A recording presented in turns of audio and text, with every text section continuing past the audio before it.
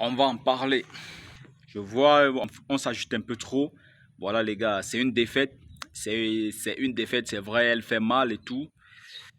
On va commencer directement par la polémique d'hier. On va commencer directement par cette polémique. Parce que franchement, ce but-là, ce but refusé à Robert Lewandowski, franchement, c'est scandaleux, je trouve. Alors, je vois, il y a certains supporters madrilènes qui viennent là, qui disent, voilà, vous également, depuis le début de la saison, vous ne faites que piéger les gens hors jeu, voilà, c'est à votre tour et tout. Et on ne parle pas là d'un hors-jeu vérifié, ça. Ça, c'est un scandale. Ça, c'est un scandale. Regardez-moi cette image. Regardez cette image. Attendez, je vous mets une autre image. Regardez-moi ça. La godasse de Robert Lewandowski, elle est jaune là. Elle est jaune. À aucun moment, vous voyez un bout de godasse jaune là. Dites-moi, est-ce que vous voyez un bout de godasse jaune là? Il n'y en a rien du tout. En plus, les gars, ils mettent, je sais pas, 9-10 minutes là-bas dans les camions là-bas pour vous sortir ce truc-là.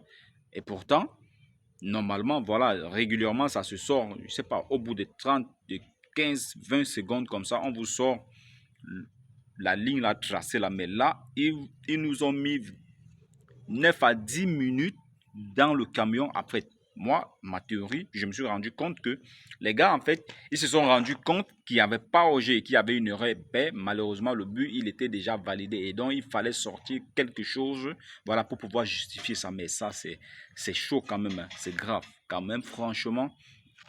Et ce genre d'erreur-là, dites-vous que ça vous arrive en finale de Coupe du Monde, ça vous arrive en demi-finale de Champions, un truc comme ça, les gars, c'est...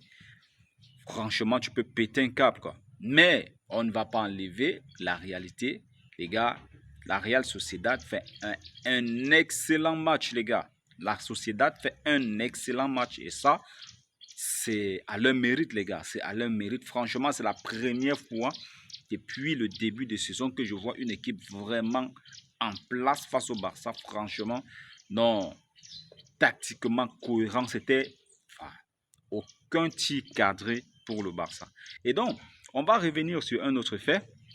Déjà, à partir de la composition d'équipe, je vous jure que les gars, après, bon, je me suis dit, bon, on va essayer de voir ce que ça va donner. Mais moi, une fois que j'ai vu la compo sortir, je me suis dit, ça sent pas bon. Parce que Fermin Lopez, sur le même côté que Jules Koundé, on sait que les deux, ce n'est pas déjà des joueurs créatifs à la base. Ce n'est pas des joueurs créatifs à la base. Donc, du coup, si tu me mets Fermin Lopez sur le même côté que Jules Koundé, ce côté-là, franchement, il va bugger, les gars. C'est un côté qui va rien apporter offensivement.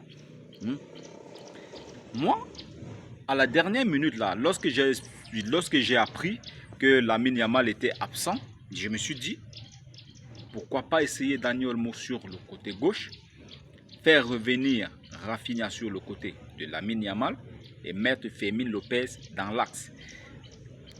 En numéro 10 là, derrière Lewandowski. Parce que je sais que Fermin Lopez également affectionne bien cette position. C'est sa position préférentielle là, derrière l'attaquant.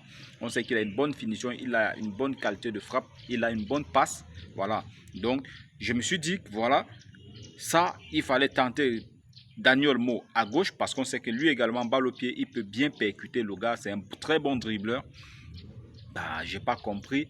Pedri en 10. On sait que Pedri en 10, franchement, pour moi, c'est pas son meilleur poste. Hein. Pour moi, c'est pas son meilleur poste. Pour moi, Pedri, c'est bien quand lorsqu'il part de l'arrière pour remonter, pour ressortir les ballons distribués comme ça, c'est là où il est le plus méchant, Pedri.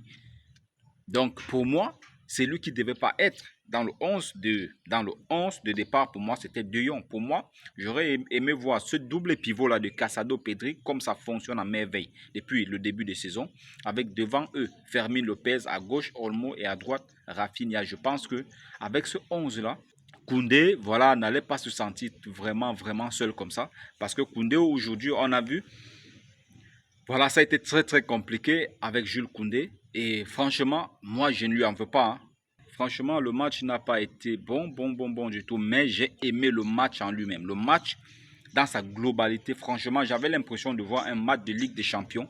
Tellement ça allait dans tous les sens. Mais sauf que Ce qui vient ternir ça, franchement, c'est le manque de tir cadré du Barça. C'est bon, c'était quand même pas bon du tout, hein. Voilà, la Liga, elle est complètement relancée parce que là, on est désormais à 6 points du Real, sachant que le Real a un match en retard. Voilà, ils n'ont pas joué face à Valence. Vous savez, la tempête d'Anna qui a empêché le match du côté de Valence de se jouer. Donc, nous ne sommes plus qu'à 6 points, disons, si le Real Madrid doit gagner.